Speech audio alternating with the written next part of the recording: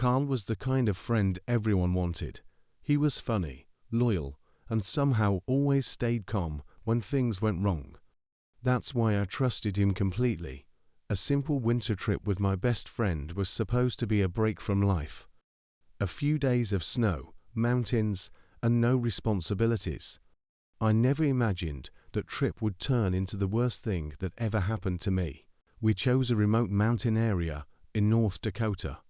No tourists, no crowded trails, just endless snow and silence. Carl loved places like that. He said getting away from civilization made you feel alive. I laughed at him.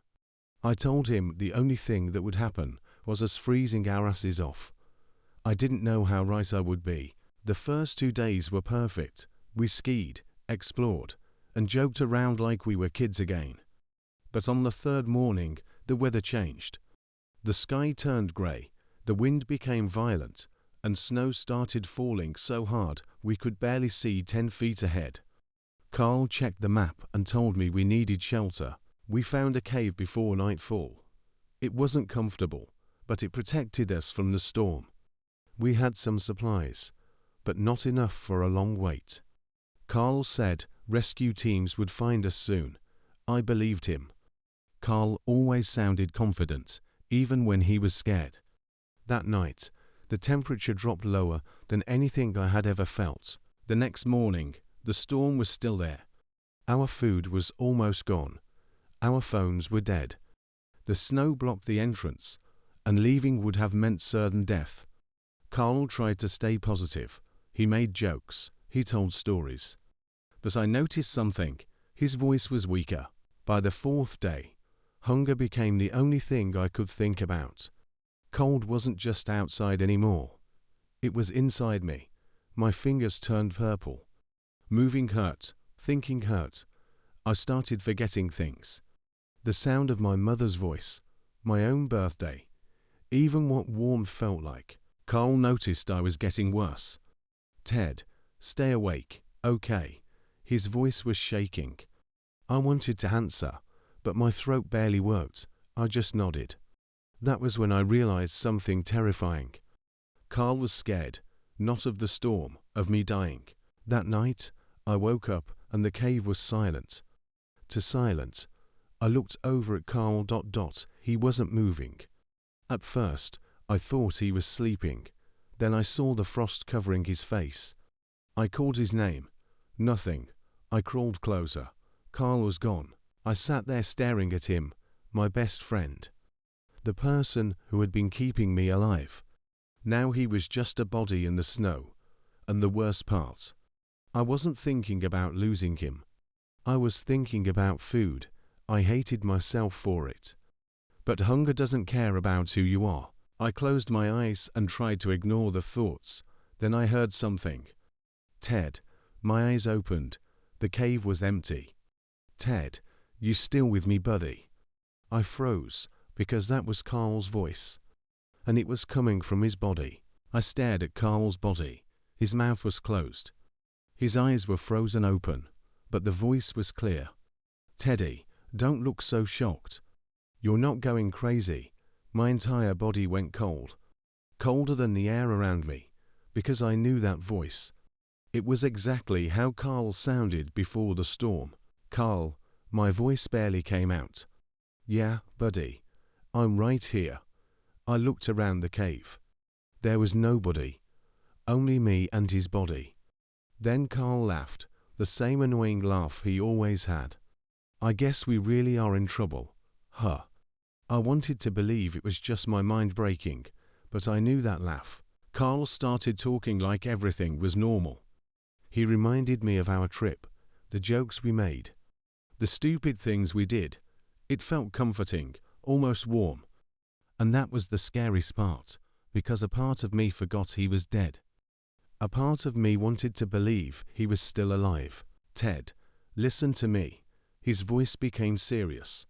You're going to die if you don't do something. I looked at Carl's body. I already knew what he meant. No, I whispered, I can't. Carl stayed quiet for a moment. Then he said, you remember our deal? I tried to remember. A deal. When did we make a deal? My memories were disappearing. The cold was taking pieces of me. Carl answered before I could speak. Winner gets to eat the other person. I felt sick. That's not real. But Carl laughed.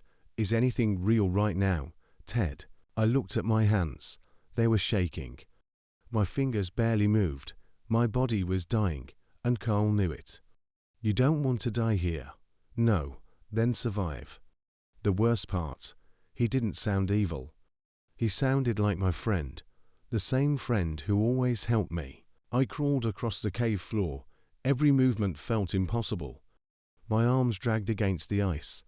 My legs barely followed. Carl kept talking. That's it, Teddy, you're almost there. I hated him. I loved him. I didn't know what I felt anymore. The closer I got, the stronger I became. The hunger was giving me energy. The smell of death filled the cave. And somehow, it smelled amazing. That scared me more than anything. Because I wasn't just hungry anymore, something inside me had changed. My hand grabbed Carl's jacket. I pulled myself closer. My face touched the ice covering his skin. Carl whispered, "You can do this." I closed my eyes. I tried to think of anything else. My family, my home, my life before this. But hunger erased everything. I took the first bite.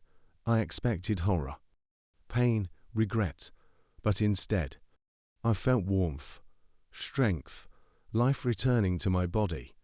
I hated myself for it, but I couldn't stop. Carl's voice continued.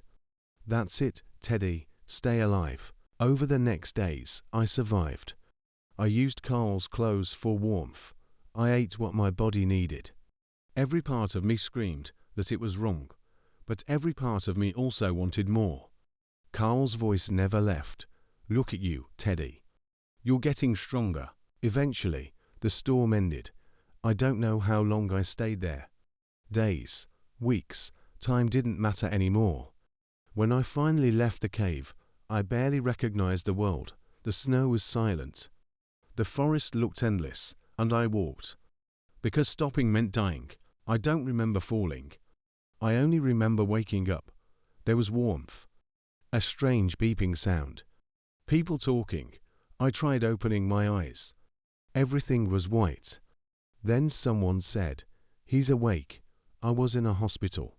The doctors told me I had been missing for 3 months. 3 months. I thought it had been days. They told me frostbite destroyed my fingers and toes. They told me I was lucky. They asked one question. Where is Carl? I didn't answer. Because I didn't know what to say. How could I explain it? How could I tell them my best friend saved my life? By becoming my food, they wouldn't understand. Nobody would, so I stayed quiet.